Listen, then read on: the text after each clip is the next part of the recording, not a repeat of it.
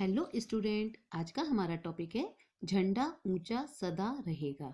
आज हम इस कविता के सभी प्रश्न उत्तर देखने वाले हैं, जिसके रचयिता हैं रामदयाल पांडे, जिनका जन्म बिहार में हुआ था और जिनकी मृत्यु 2002 में हुई थी। रामदयाल पांडे जी स्वतंत्रता सेनानी और राष्ट्रभाव के महान कवि थे। साहित्य को जीने वाले, अपने धुन के पक्के, आदर्श कवि और विद्वान संपादक के रूप में प्रसिद्ध रामदयाल जी अनेक साहित्यिक संस्थाओं से जुड़े रहे। आज हम इस कविता के सभी प्रश्न उत्तर देखेंगे। तो इसमें सबसे पहले अपन देखेंगे, हमारा प्रश्न है पाठ के आगन में संजाल पूर्ण कीजिए। झंडे की विशेषताएं: हमारी शान है, हमारा बलिदान है, हमारा अरमान है, सदियों का बल पौरुष है। ये हमारी हो गई झंडे की विशेषताएं। इसके बाद का प्रश्न है हमारा, स्वतंत्रता का अर्थ स्वच्छंदता नहीं, इस विधान पर स्वयंमत दीजिए। तो इसका प्रश्न आ गया यहाँ पर, हमारे संविधान ने हमें कुछ मौलिक अधिकार दिए हैं, उनमें से एक है स्वतंत्रता का अधिकार। हमारे इस स्वतंत्रता के अधिकार की रक्षा सर्वोच्च न्यायालय करता है। हम स्वतंत्र हैं और हमें स्वतंत्रता पूर्वक अपना जीवन व्यतीत करने की आजादी है, लेकिन हमारी स्वतंत्रता तभी तक उचित है जब तक कि उससे किसी अन्य की स्वतंत्रता बाधित नहीं होती है। हमारा संविधान हमें इस बात की स्वतंत्रता नहीं प्रदान करता है कि हम किसी के साथ अन्याय करें। हमें स्वतंत्रता प्राप्त है, स्वच्छंदता नहीं। हम अपनी स्वतंत्रता के नाम पर किसी अन्य की स्वतंत्रता का अतिक्रमण नहीं कर सकते हैं। हमें स्वतंत्रता इस बात की नहीं मिली है कि हम समाज और देश के विरुद्ध जाकर कोई कार्य करें। अभिप्राय यह है कि हम अपनी स्वतंत्रता के लिए किसी और की स्वतंत्रता का हनन नहीं कर सकते हैं। कानून का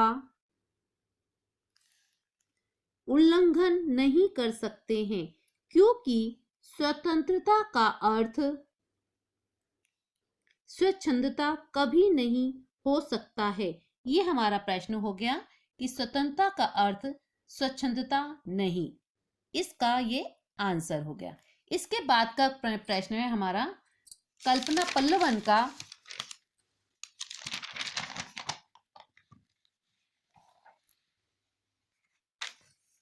मेरे सपनों का भारत। ये कल्पना पल्लवन का प्रश्न है, मेरे सपनों का भारत। इस कल्पना का विस्तार अपने शब्दों में कीजिए। तो यहां से हमारा प्रश्न शुरू होता है, मेरे सपनों के भारत का नेतृत्व ऐसे व्यक्ति के हाथों में हो जो मेरे भारत को फिर से सोने की चिड़िया बना दे। मेरा भारत सामाजिक, आर्थिक, धार्मिक, राजनीतिक, कृषि, विज्ञान, खनिज, अनुसंधान आदि सभी क्षेत्रों में अद्भुत उन्नति करके आत्मनिर्भर बने। मेरे सपनों का भारत दूसरे देश पर आश्रित ना रहकर स्वयं सुई से लेकर बड़ी बड़ी मशीनों, मिसाइलों का हर छोटा बड़ा सामान देश में ही बनाए। इससे हमारे देश का अधिकतर युवा वर्ग जो बेरोजगार है उसे प्रशिक्षण व रोजगार मिलेगा और हमारा देश आत्मनिर्भर भी बनेगा।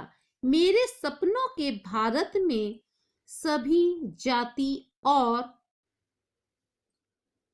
धर्म के लोग मिलजुल कर रहें, एक दूसरे के धर्म